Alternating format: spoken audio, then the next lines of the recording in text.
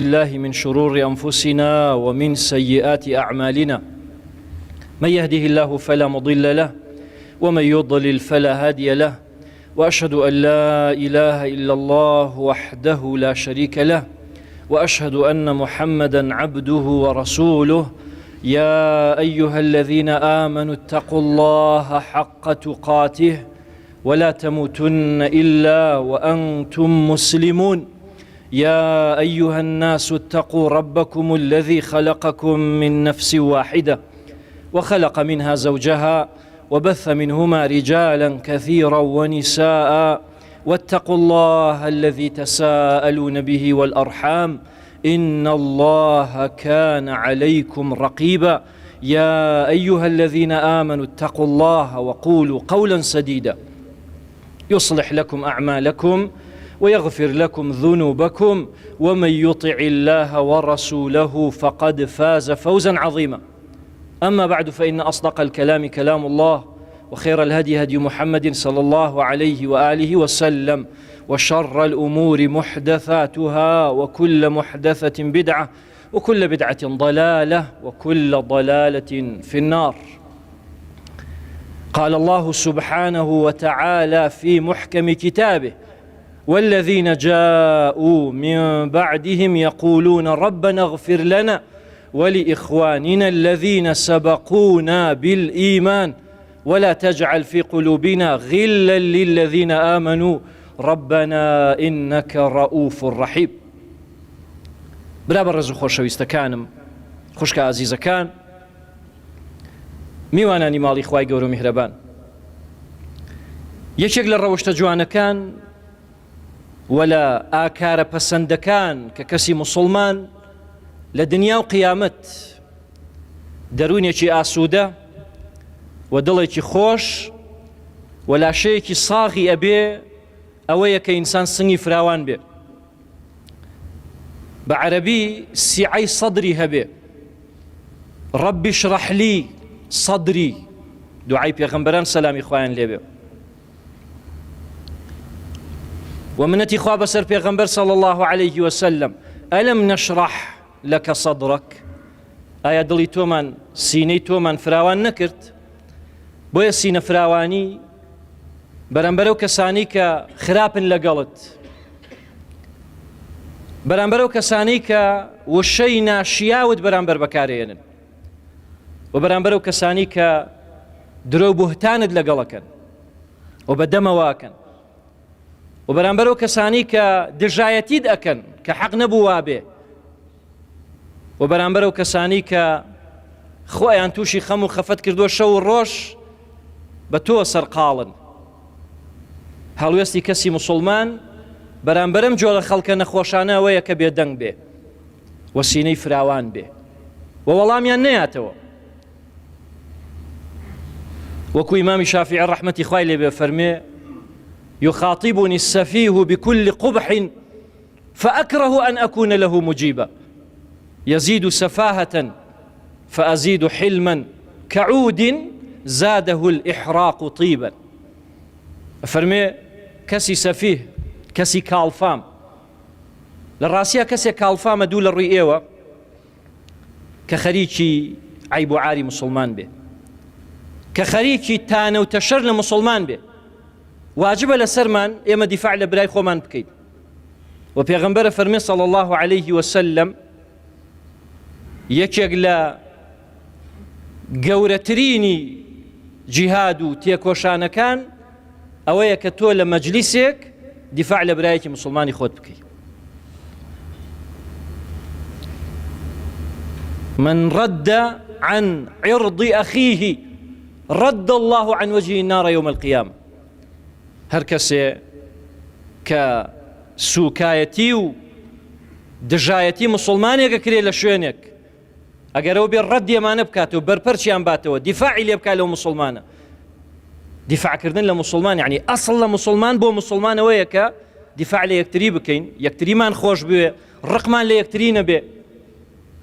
یعنی سبحان الله، سەیری کە غەیری ئەهلی ئیسلام چۆنن بۆ یەک، سەیری مشریکین کە بزانن چۆنن بۆ یەک، هەر هەمووی بەرامبەر ئەهلی سوننە وەستاونەتەوە ئەهلی سوننەش لە نێوانی خۆیانە دوانیان ڕێناکەون بە یەکەوە. ئەوانەی خۆیان بە یەکتریەوە مەشغوڵ کردووە، بەڵام حەق بوو دیفاع لە یەکتری بکەن هەتا ئەجری گەورە لە دنیا و قیامەت بەدەست بێنن.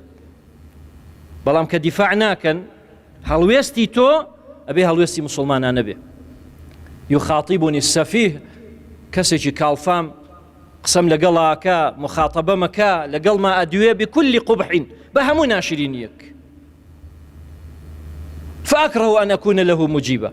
من پێم ناخۆشە ئیمام شافعی فەرمی ڕەحمەتی خوای لێ بێ وەڵامی بەمەوە. يزيد سفاهة أو زياتر خراپە بێ و زیاتر یعنی سەفیهە بێ واتە بێعەقڵە بێ دوو لە ڕووی ئێوە، و زیاتر کاڵفامترە بێ، منیش زیاتر حیلمەمە بێ. حیلم یعنی تەواوی سەبر، سەبرێکی زۆر، سیفەتێکی جوان. كعود زاده الإحراق طيبا، وەکو دارعودێک وایە هەتا بسووتێ بۆنی خۆشترەیاتەوە. بۆیە کەسی موسڵمان ئەبێ داوا لە خوا بکە کە خوای گەورە سینەی فراوان کە بەرامبەرم جۆرە شتانە. و کەسی موسڵمان ناکرێت کە قسەیەکی پێ بڵێن شەو ڕۆژ لە خەفە تابێ. ناکرێ مەسەلەن پێت بڵێن تۆ ئەو هەڵەیەت هەیە، ئیتر تۆ خەفەتی لێ بخۆیت و شەو خەو لێ نەکەوێت. و لە بەرامبەر ئەمانەیە ناکرێت کەسی موسڵمان خەفەت بە دنیاوە بخوا، دایمەن خەمبار بێ. بۆچی؟ بۆ دنیا. یان لە شتێک کە خوای گەورە تاقی کردوێتەوە وابزانین لەم دنیا بەس ئەو خوا تاقی کردوێتەوە. نەوەڵڵا هەموو کەسێک پیاو بێ یاخود ئافرەت خوای گەورە تاقیەکاتەوە. وەڵڵاهی کەسمان ئاگامان لە کەسمان نییە. ئەگەر کەسێ سەیری خۆی کە لە چەند ڕێیەکەوە خوای گەورە تاقی کردوێتەوە. ئەم تاقیکردنەوانە ئینسانە بێت سەبریان لەگەڵا بگرێ، نەک خەفەتیان لێ بخوا. چکە خەفەت خواردن ئیشی شەیطانە. ئەوە شەیطانە ئەیەوێ لیەحزونە ئەولیاءەهو، دۆستەکانی خۆی تووشی خەفەتکە. موسڵمانە بێ سینەی فراوان بێ و داواش لە خوا بکە. موسا سەلامی خوای لێبێ لەگەڵ هاڕون سەلامی خوایان لێبێ، ئەرکێکی قورسیان دراپێ کابێ بچن بە تەنیا بەرامبەر دوژمنترین کەس لەم سەرزەویە بۆستنەوە و زاڵمترین کەس و بەهێزترین کەس. ڕویان کردە ئەو کەسە کە فیرعەونە بۆ دەعوەکردن و بانگەوازکردن بۆ لای خوا، بۆ لای دینی حەق، بۆ لای تەوحید و یەکخواپەرستی و عیبادەت تەنیا بۆ ئەو. خوای گەورە فێریە و دوعای کرد، ڕەبی اشرح لی صدری، خوایە سینەم فراوان بکە، شەرحی بکە، دڵم گوشاد بکە، وەیەسیر لی ئەمری، و کارەکانم بۆ ئاسان کە. ئەمە دوعای موسڵمانە. موسڵمانە بێم دوعانە لەبەر کە و هەموو دوعایە گیرا بێ، بەڵام تەوەکولی تۆ گەورەترە. ومن يتوكل على الله فهو حسبه. تۆ لە خوای خۆت پاڕێتەوە بۆ نیەتی کە خوا لێت قوبڵ ناکە، ئیتر تۆ خۆت بڕیاری خۆت دداوە خوای گەورە چۆن لێت قوبڵ کە. لە کاتێکە خوای گەورە فەرمێ ئەنا عیدنە الظەنی عەبدی بی لە حەدیثە قودسیەکەیە، من لەگەڵ گومانی بە عەبدەکەمان بە من. تۆ تەوەکولی تەواوت بەخوا هەبێ، تۆ چارەسەرەکە بخۆ، چارەسەرەکە بکە، بیڵێ، دڵنیا بە کە خوای گەورە لێت قوبوڵەکە. هەر کەسێ پشت بەخوا بەستی خوای بەسە و کارەکانم بۆ ئاسان کە خوایە. وەیەسر لی ئەمری وەحلل عوقدەتە من لیسانی. موسا سەلامی خوای لێبێ زمانی لە هەندێ پیت ناڕەحەت بووە، خوایە ئەو گرەی زمانیشم بکەرەوە کە قسە ئەکەم. وەحلل عوقدەتە من لیسانی بۆ یەفقەهو قەولی، تا لە قسەکەم تێبگە. بۆیە بەڕاستی نیعمەتی سنگفراوانی نیعمەتێکی گەورەیە، بەڕاستی زۆر گەورەیە. و بە ئەندازەیە گەورەی ئینسان ئەگەر بێت و سنگفراوانی هەبێ و حساب بۆ بەرامبەرەکەی نەکا لە کاتێکا کە بەو نەوعە خراپن لەگەڵی و خەفەت نەخوا بەو شتانە بەو شتە دنیاییانەوە، دڵنیا بێ کە خوای گەورە دوو نیعمەتی پێ بەخشێ. نیعمەتێکیان لێخۆشبوونی تاوانە و نیعمەتێکیشیان ڕەفعی قەدر و ذیکرە لە دنیا و لە قیامەت. یعنی خوای گەورە ناوی تۆ بەرزە نرخێنێ و خوای گەورە لە گوناحەکانی شت خۆشە بێ. خوای گەورە فەرمێ بسم الله الرحمن الرحيم ألم نشرح لك صدرك ألم نشرح لك صدرك أي محمد ئایا ئێمە دڵی تۆمان سینەی تۆمان گوشاد نەکرد؟ سنگمان فراوان نەکردی بە ئەندازەیە کە واد لێ نەیە ئەوەندە خەفەت خۆی نەتوانی دینەکەت بگەیەنی. یعنی سبحان الله بزانە سینە فراوانی پێغەمبەر صلی الله علیه و سلم گەیشتۆ بە چی؟ 3 ساڵ لە شیوی ئەبوو تالیبە حیساریان خستە سەر، نان نەبوو بیخۆن، گۆشت نەبوو بیخۆن، برنج نەبوو بیخۆن، مریشک نەبوو بیخۆن، گیایە نەخوارد، هیچ نەبوو. 3 ساڵ و 10 ساڵ لە شوێنی خۆی لە مەککە کە لێی لەدایک بووە و ئەحەب البلاد بووە بەنسبەت پێغەمبەرەوە صلی الله عليه وسلم.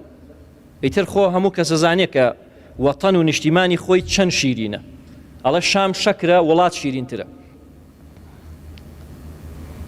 ئەڵێ کەم منزل في الأرض يألفه الفتى وحنينه دوما لأول منزلي. شاعرەکە ئەڵێ چەند شوێنەی ئینسان کۆچی بووەکە و ئەڕوا سەفەری بووەکە، بەڵام هەمیشە گریان و بیرکردنی هەر بۆ شوێنی یەکەمە، هەر بۆ شوێنی یەکەمە.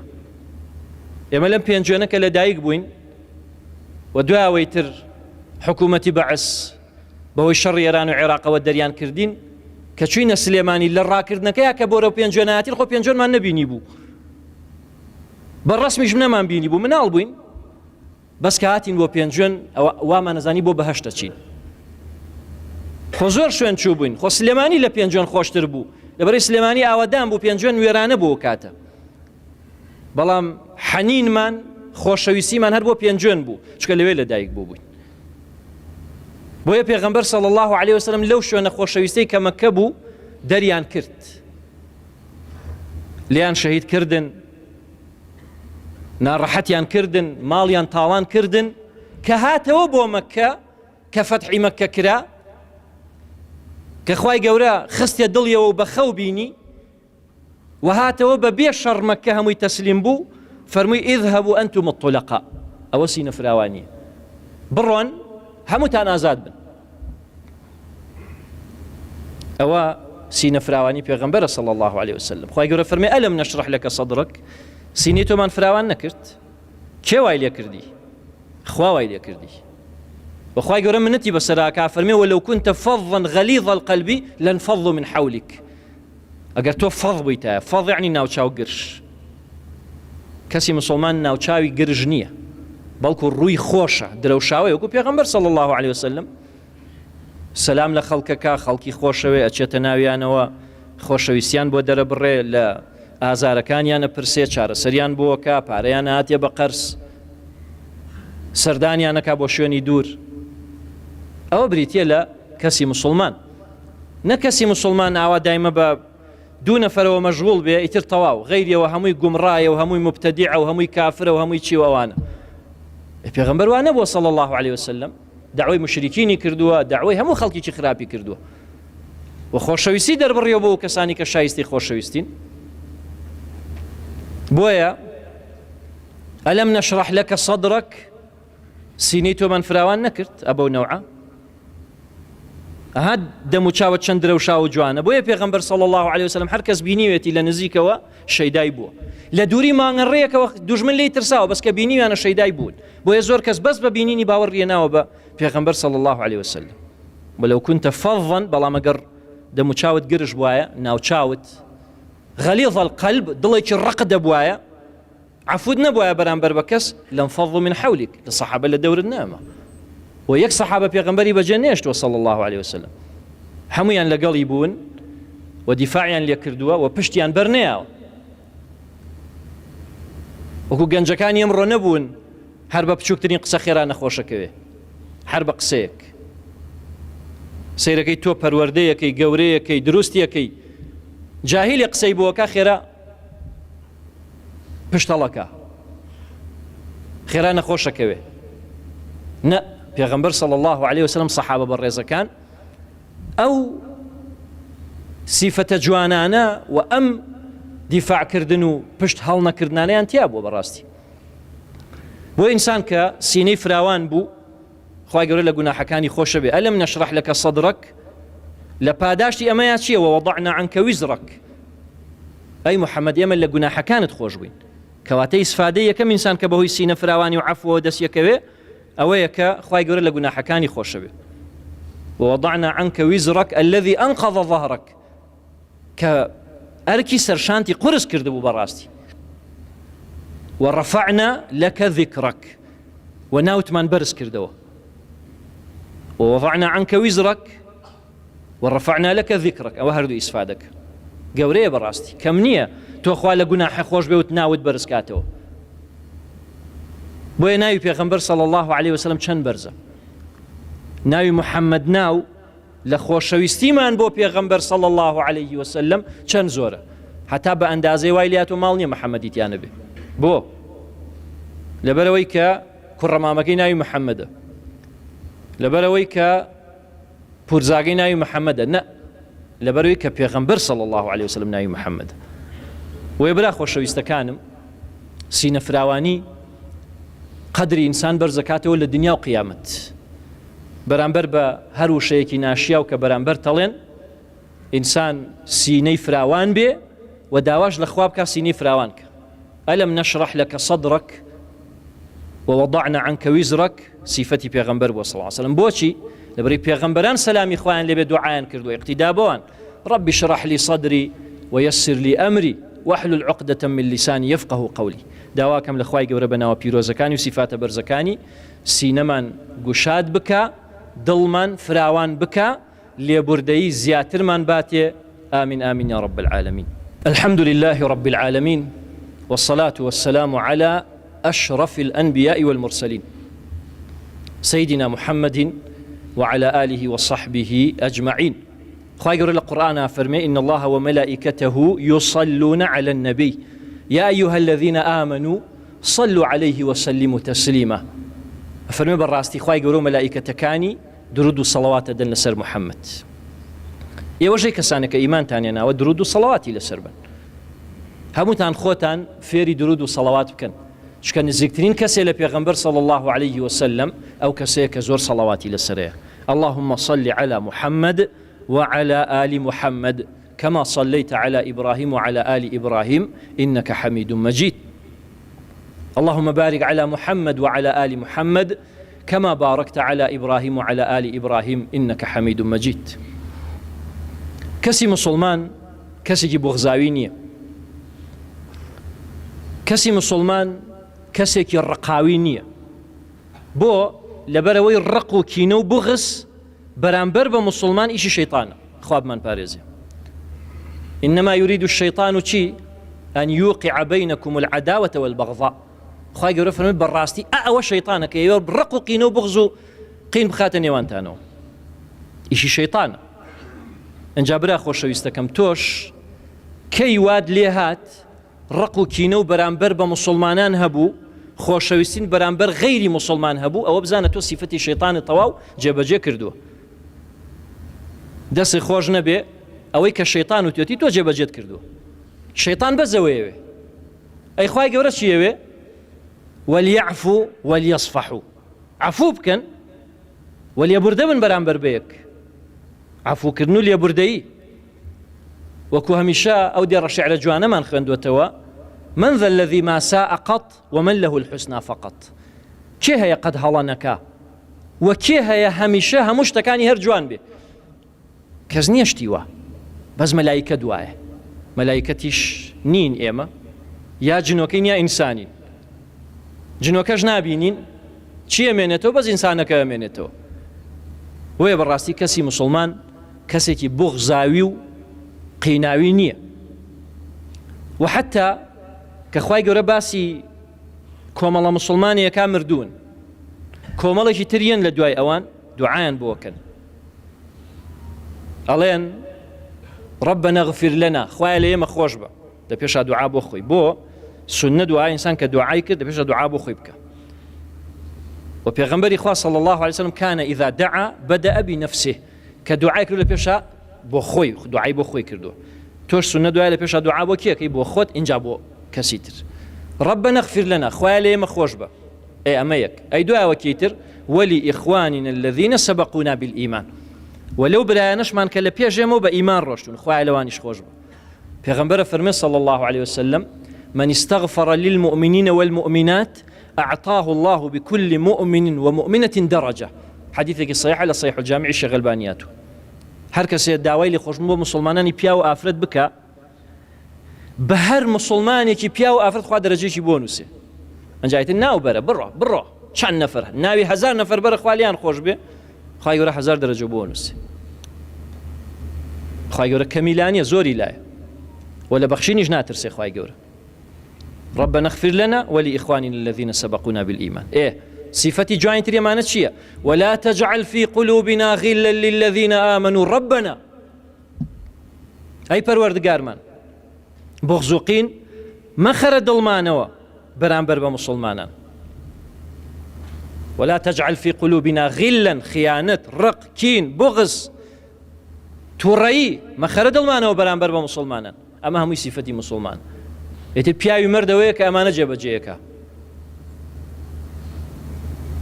کەسێکیش کە شوێن شەیطان کەوتووە حاڵەکەی ئاوایە بۆی سەیرەکەی مەسەلەن جاری وا هەیە یەک کەس مزگەوت ێشێوێنێ یەک کەس کۆڵان ێشێوێنێ 4 نەفەر شارێت یەگەن بغزوقین بڵاوکەنەوە نەبرا خۆشەویستەکەم ئێمە بۆ ئەوە نەهاتوین بۆ ئەوە هاتوین کە برای یەک بین و لەگەڵ یەک بین و بەرامبەر یەک نەبین و پشتمان لە یەک نەبێ یەکێک لە سیفاتە جوانەکانی ئەهلی بەهەشت ئینسان کە ئاچێتە بەهەشتەوە خوای گەورە فەرمێ وەنەزەعنا ما فی صدورهم ئەلەم دڵیانە چی خوای گەورە دەرەکا لەم سینەیانە من غیل حەچی بغزوقینە لە دڵیانە دەرێکە بەڵام لە دنیا دەری نەکردووە بۆچی لەبەرەوەی تۆ لە دنیا بەرامبەر دوژمنەکە دەبێ بوەستیتەوە کە شەیطانە تۆ شەیطان فێرتەکە هەمیشەڵە ڕق لێ بێ عوزری بۆ نەیەنیتەوە حتا یعنی لە ماڵەوە ژن و پیاو سەیرەکەی لەسەر شتێکی بچووک 3 ڕۆژ قسە ناکەن بە یەکەوە کەسی وا تەلەفۆن بۆ منەکە ئاڵەیە لەگەڵ خێزانەکەم یان ژنێک ئەڵێ لەگەڵ مێردەکەم 1 ساڵە گیاین ئەو لە ژوورێ من لە ژوورێ ئەمە بۆچی لەسەر چی ئێوە خۆتان زۆر جارە چن ئەو جۆرە کێشە و مەشاکیلانەوە سەیرەکەی شتەکە هیچ نییە يعني شایستەی ئەوە نییە کە ئەوەی لەسەر بکرێ بۆ ئێوە نەزعنا ما في صدورهم من غل لە دڵیانە ئەم شتە ئەم غیل و ڕق و کینەیەمان دەرێناوە ئیخوانن لە بەهەشت بران على سرور متقابلين بەرامبەر یەک دانیشتون نەک پشتیان لە یەکەڵ کرد بێ تێگەی برا خۆشەویستەکەم بۆ ئینسان بە لێبوردەیی بەرامبەر بە براکەی و دەرکردنی ڕق و کینە لە دڵی ئەوە بەڕاستی گەورەی قەدر و بەهایە و لێ خۆشبوونی گوناحە و هەروەها بەرزبوونەوەی نرخی ئەو کەسەیە لە دنیا وەکو پێغەمبەر صلی الله عليه وسلم داواکەم لە خوای گەورە بەناوە پیرۆزەکانی و بە سیفاتە بەرزەکانی یارمەتیمان بدا دڵمان فراوان بێ ربنا اغفر لنا ولإخواننا الذين سبقونا بالإيمان ولا تجعل في قلوبنا غلا للذين آمنوا ربنا إنك الرؤوف الرحيم خوایە بۆ خاتری ناوە جوانەکانی خۆت لە گوناحەکانمان خۆش بی هیدایەتی گەنجەکانمان بدەی خوایە ئەم سنگ فراوانیە ئەم لێ خۆشبوونە بخەیتە ناو دڵیانەوە و خوای گەورە هیدایەتیان بدەی کە ڕق و کینەیان بەرامبەر بە یەکتر نەبێ و ئیسلام ناشرین نەکەن وەکو چۆن ئیسلامیان ناشرین کردووە ئێستا کە بغزوقینە بەخشنەوە تۆمەتە بەخشنەوە بەرامبەر بە یەک مشریکین و ئەهلی بیدعە و ئەهلی گومڕایی گاڵتەمان پێیەکەن خوای هیدایەتیان بدەی زیاتر بۆ خاتری ناوە جوانەکانی خۆت پیرەکانمان عاقبەت خێرکەی زیاتر هیدایەتمان بدەی خوایە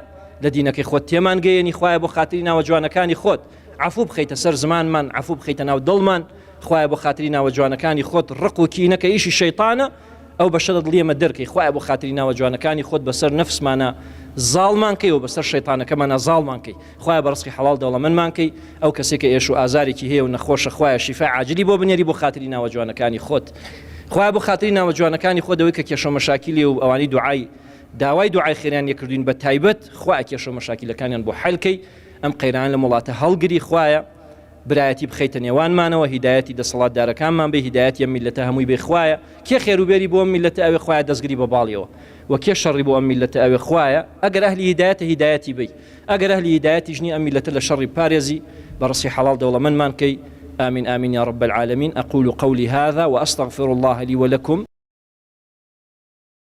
يا أيها الذين آمنوا إذا نودي للصلاة من يوم الجمعة فاسعوا إلى ذكر الله وذروا البيع ذلكم خير لكم إن كنتم تعلمون.